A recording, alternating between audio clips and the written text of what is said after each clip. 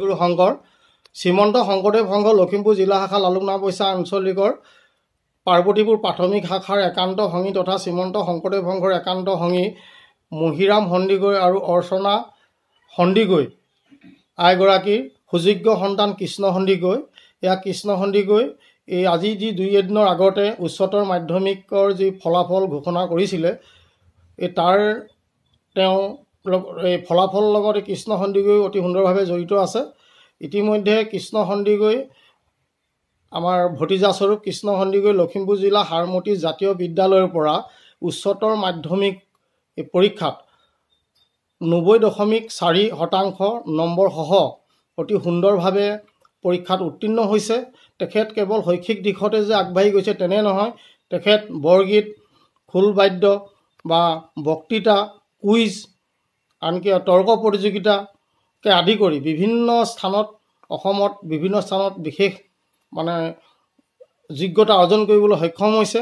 সাহিত্য সভা বা সদৌ অসম ছাত্ৰ সন্থাকে আদি কৰি মইনা পাৰিজাত আদি কৰি বহু সংগঠনে বা অনুষ্ঠানে তেওঁক নিমন্ত্ৰণ কৰে এনেধৰণৰ কাৰ্যসূচীসমূহত অংশগ্ৰহণ কৰিবৰ বাবে। কেৱল সেয়াই নহয়, তেখেত শ্ৰীমন্ত শংকৰদেৱৰ এখন হৰিনাম ধৰ্মৰ ওপৰতো বিশেষভাৱে গৱেষণা কৰি আছে আৰু তেওঁ ভাগৱত ব্যাখ্যা, কীৰ্তন ব্যাখ্যা বা ভাগৱত পাঠ, কীৰ্তন পাঠ, গীতা পাঠকে আদি কৰি আধ্যাত্মিক দিশতো সম্পূৰ্ণৰূপে জড়িত থাকে। যিটো সময়ত বহুজনে ক'ব বিচাৰে যে ছাত্ৰ ছাত্ৰীসকলে অধ্যয়নত থকা অৱস্থাত আধ্যাত্মিক দিশৰ লগত জড়িত হ'লে কিছু পৰিমাণে পিছপৰা সম্ভাৱনা থাকে। এই কথা যে সম্পূৰ্ণ ভুল বা শুদ্ধ নহয় তাক প্ৰমাণ কৰি আজিৰ সময়ত এই কৃষ্ণ সন্দিকৈয়ে এক বাস্তৱ আৰু সুন্দৰ উদাহৰণ দাঙি ধৰিব বিচাৰিছে যে তেওঁ সৰুৰ পৰাই, বিশেষকৈ আমাৰ লগতো আমি ব্যক্তিগতভাৱেও তেওঁৰ লগত জড়িত, তেওঁ সৰুৰ পৰাই এই ভাগৱত শাস্ত্ৰ বা কীৰ্তন, দশম, ৰত্নাৱলী, ঘোষাকে আদি কৰি সম্পূৰ্ণ ধৰ্মীয় শাস্ত্ৰসমূহ অধ্যয়ন কৰে।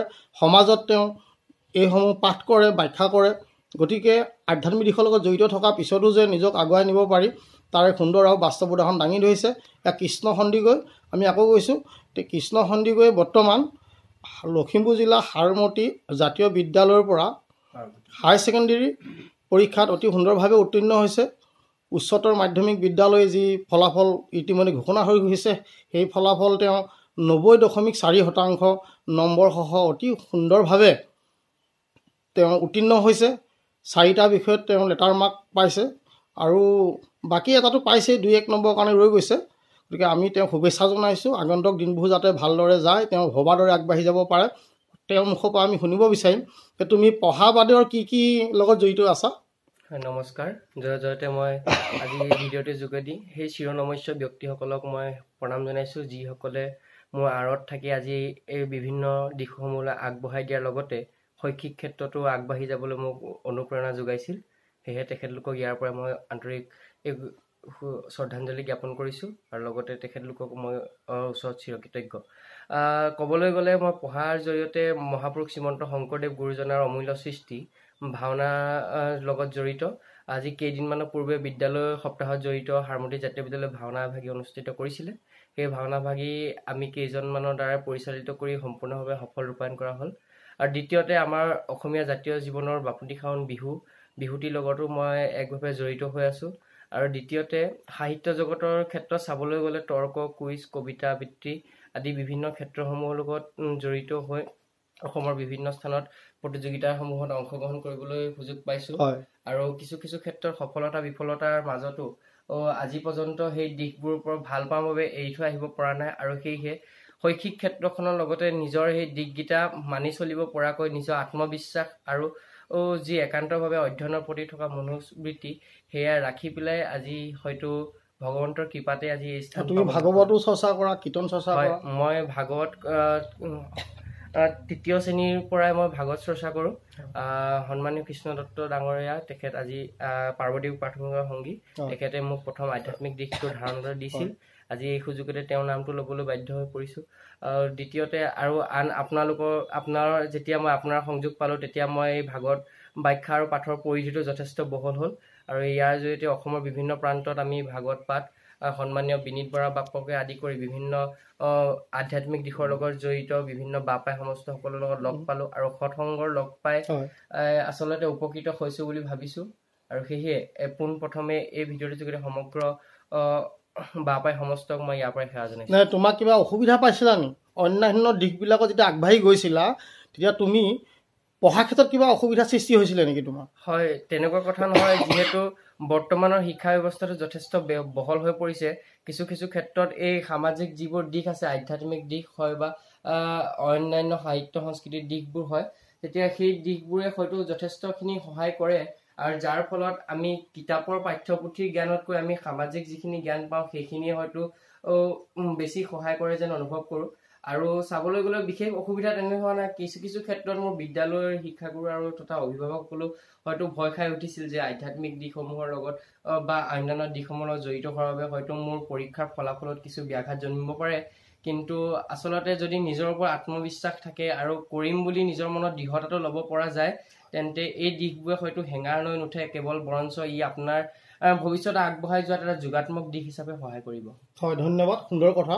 আৰু এতিয়া আমি তেওঁৰ দেউতাকৰ পৰা দুআষাৰ শুনিবলৈ বিচাৰিম যে আপোনাৰ পুত্ৰ যি সফলতা তাত আপোনাৰ কেনেকুৱা অনুভৱ? মোৰ এনেকুৱা অনুভৱ বুলি মই নাভাবোঁ। মোৰ নিজস্ব বিশেষ শিক্ষা নাই আৰু মই যিসকলে তেওঁক আগবঢ়াই নিছে প্ৰথমতে মই তেখেতলোকক ধন্যবাদ দিছোঁ। আৰু মই তেখেতলোকৰ ওচৰত কাটৰে অনুৰোধ জনাইছোঁ যে গুৰুজনাৰ আদৰ্শক আপোনালোকে আগুৱাই নিয়াত আমাৰ পুত্ৰক মই আগবঢ়াই দিছোঁ। আপোনালোকে তেখেতক আগুৱাই নিয়ক। আৰু মই যিসকল শিক্ষক আছিলে তেখেতলোকৰ ওচৰতো অনুৰোধ জনাইছোঁ আপোনালোকেও সহযোগ কৰি তেওঁক পাঠদানৰ ক্ষেত্ৰত আগবঢ়াই নিয়ক আৰু দিহা পৰামৰ্শ দিয়ক। আৰু লগতে আমাৰ লগত দুগৰাকী তেওঁ বায়েক আছে, কওকচোন। হয়, পৰিস্মিতা আৰু আমাৰ সংগীতা সন্দিকৈ। এই দুয়োগৰাকীয়েও যথেষ্ট সহায় কৰিছে। মই আৱেগিকভাৱে কথাষাৰ ক'বলৈ অকণমান অসুবিধা হৈছে। তোমাৰ নামটো কোৱাচোন। নমস্কাৰ, কৃষ্ণ সন্দিকৈ বায়েক। হয়, নামটো কি আছিল তোমাৰ?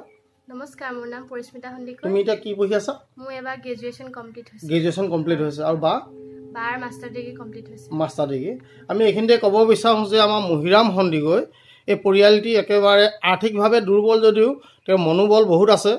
মানসিকভাৱে সবল আৰু ধনী বুলি ক'ব লাগিব। মানসিকভাৱে যথেষ্ট ধনী, কিন্তু আৰ্থিকভাৱে তেওঁলোক যাক আমি দুখীয়া বুলি কওঁ বা আৰ্থিকভাৱে কিছু অসুবিধা তেওঁলোকৰ।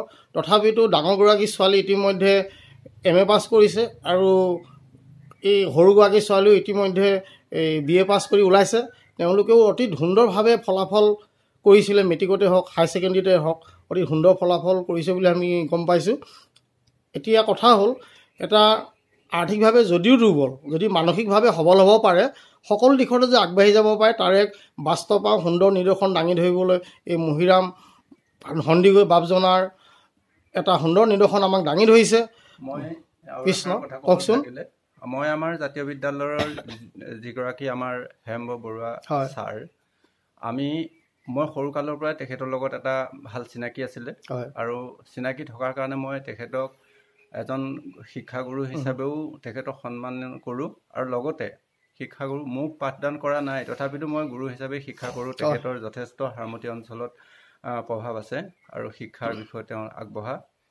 আৰু লগতে সেই অনুষ্ঠানটোত যিসকল শিক্ষাগুৰুৱে এওঁক আগবঢ়াই দিলে, মই তেখেতলোককো ধন্যবাদ দিছোঁ। কাৰণ কেলৈ, পৰীক্ষাৰ আগত তেখেতলোকে যেনেকৈ ঘৰত আহি খবৰ খাতি লৈছিলে আৰু তেখেতলোকে নিজৰ সময় নষ্ট কৰি আহি ৰাতি 12টা, 1টা, 2টা বজাতো তেখেতলোকে শুইছেনে পঢ়িছেনে, ইয়াৰ পৰা এটা কথাই প্ৰতিফলিত হৈছে যে প্ৰথম নিজে, তাৰপিছত অভিভাৱক, তাৰ লগতে আমাৰ শিক্ষক, তিনিটা বস্তু সংযোগ হ'লে এই ধুনীয়া ফলাফল পাব পাৰে। তাৰে এটা বাস্তৱ আৰু সুন্দৰ উদাহৰণ দাঙি ধৰিছে। আমিও কৈছোঁ। আৰু তুমি ক'বানে এটা যে কেৱল পঢ়িলে নহ'ব, আমি নিজৰ জাতিটোক ৰক্ষা কৰিব কাৰণে বা নিজৰ সংস্কৃতিক ৰক্ষা কৰিব কাৰণে আমি সকলো দিশতে যে সমানে একেলগতে আগবাঢ়ি যাব লাগিব, তুমি ক'বানে? হয়, আজি বৰ্তমান প্ৰেক্ষাপটখনত চাবলৈ গ'লে আমাৰ নৱপ্ৰজন্মৰ উঠি অহা যি যুৱ উশৃংখলতা, সেই উশৃংখলতাই যথেষ্ট সমাজখনক এটা ঋণাত্মক দিশলৈ আগবঢ়াই দিছে। কিন্তু যদি চাবলৈ যোৱা হয়, মহাপুৰুষ শ্ৰীমন্ত শংকৰদেৱ গুৰুজনাৰ যি দৃষ্টিভংগী, সেই দৃষ্টিভংগী তথা তেওঁৰ সংস্কৃতিৰ দ্বাৰা যদি আমি আগবাঢ়ি যাওঁ, আৰু নৱপ্ৰজন্ম আজি দুপে আমাৰ সামাজিক দিশত আগবাঢ়ি যাব। আৰু লগতে অসমীয়া জাতিটো অসমীয়াৰ ভেটিটো আমি আৰু সঠিকভাৱে মজবুত কৰিব পাৰিম আৰু যাৰ বাবে অসমীয়া জাতিটোৰ ভৱিষ্যতৰ কোনো আশংকা নাথাকে সেয়েহে ইয়াৰ পৰা সকলোকে এটাই অনুৰোধ জনাইছো যি আমাৰ হাতত আছে আমি সেই বস্তুকে যদি এতিয়া বৰ্তমান ভালকে ৰাখো তেন্তে আমি ভৱিষ্যত প্ৰজন্মক আমাৰ সংস্কৃতিৰ বিষয়ে অৱগত কৰিব পাৰিম আৰু যদি এতিয়াই সেই সংস্কৃতিখিনি আমি গা এৰা চলিব লওঁ তেন্তে হয়তো আমাৰ ভৱিষ্যতৰ যি সংস্কৃতি ভাষা কৃষ্টি আদি ক্ষেত্ৰত যথেষ্ট ভাবুকি আহি পৰিব হয় হয় কৃষ্ণ এয়া তেখেতৰ মাতৃৰ পৰা এষাৰ শুনিম আপোনাৰ অনুভৱ কওকচোন পুত্ৰ সফলতাত মোৰ অনুভৱ এইটো আৰু সন্তুষ্ট সুখী আৰু ক'বলগীয়া মোৰ বিশেষ হ'ব দিয়ক এতিয়া তুমি কি ভাবিছা ভৱিষ্যতে কি পঢ়িম বুলি ভাবিছা কেনেধৰণে কি বিষয়ত তুমি ধৰা মেজৰ ছাবজেক্ট হিচাপে ল'ম বুলি ভাবিছা হয় মই পলিটিকেল নহয় হিষ্ট্ৰী দুটাৰ ভিতৰত এটা মেজৰ হিচাপে ল'ম আজি কিছুদিনৰ পূৰ্বে মই ITP দ্বাৰা ইণ্টিগ্ৰেটেড BEdৰ যিটো চিট পৰীক্ষা তাত মই মানে পৰীক্ষাত অংশগ্ৰহণ কৰিছিলোঁ তাৰ ৰিজাল্ট বৰ্তমান অহা নাই ফলাফল অহাৰ পিছত যদি তাত সফলতা অৰ্জন কৰিব পাৰোঁ তেন্তে মই তাতেই সেই দিশটোতে গৈ পিছলৈ এজন শিক্ষকতাৰ দিশত জড়িত হ'ম বুলি ভাবিছা হয় কৃষ্ণ বা যাই হওক এতিয়া তুমি মেট্ৰিকত তোমাৰ কিমান আছিলে হয় মোৰ 78.85 লেটাৰ কেইটা বিষয় আছিলে লেটাৰ 4টা তেওঁ মেট্ৰিকতো 78.5 পাৰ্চেণ্টেজ লৈ অতি সুন্দৰভাৱে উত্তীৰ্ণ হৈছে আৰু ইতিমধ্যে হাই ছেকেণ্ডেৰী এতিয়া যি হাই ছেকেণ্ডেৰী ফলাফল দিছে তাতো তেখেতে 90.5 90.4 পাৰ্চেণ্টেজ লৈ অতি সুন্দৰভাৱে সফলতা অৰ্জন কৰিছে গতিকে আমি কওঁ এইখিনিতে যে কেৱল আমি শৈক্ষিক দিশৰে নহয় সকলো দিশতে একেলগতে আগবাঢ়ি যাব পাৰি যদিহে আমাৰ আত্মবিশ্বাস থাকে এটি সুন্দৰ মন থাকে এখন পবিত্ৰ হৃদয় থাকে নিজৰ জাতীয় এটা বোধ জাগত হৈ থাকে আমাৰ অন্তৰত তেতিয়া আমি সকলো দিশতে সমভাৱে আগবাঢ়ি গ'লেও কোনো ধৰণৰ আমাৰ শিক্ষাত আঁচ নপৰে তাকে যেনিবা লাগিব শিক্ষকসকলৰ আৰু অভিভাৱকসকলৰ সহযোগিতা কৃষ্ণ আজি আমি এই ভিডিঅ'টো ইমানতে সামৰিছোঁ আশা কৰিছোঁ কৃষ্ণ সন্দিকৈ বাপজনা অতি সুন্দৰভাৱে আগুৱাই যাওক আৰু এইখিনিতে আমি ক'ব বিচাৰিছোঁ আপোনালোকে ইচ্ছা কৰিলে ভাগৱত গীতা এনেকুৱা ধৰণৰ যিকোনো সামাজিক অনুষ্ঠানত তেওঁ যোগাযোগ কৰিব পাৰিব কৃষ্ণ সন্দিকৈ যদি তেখেতে সময় পায় আজৰি পায় তেতিয়া আপোনাৰ সময়ক নিশ্চয় তেওঁ সময় দি আপোনালোকৰ অনুষ্ঠানত অংশগ্ৰহণ কৰিব গতিকে আশা কৰিছোঁ অসমৰ ৰাইজে তেওঁক মাজে সময়ে কিছু সুবিধা আগবঢ়াব কৃষ্ণ জয়গুৰু শংকৰ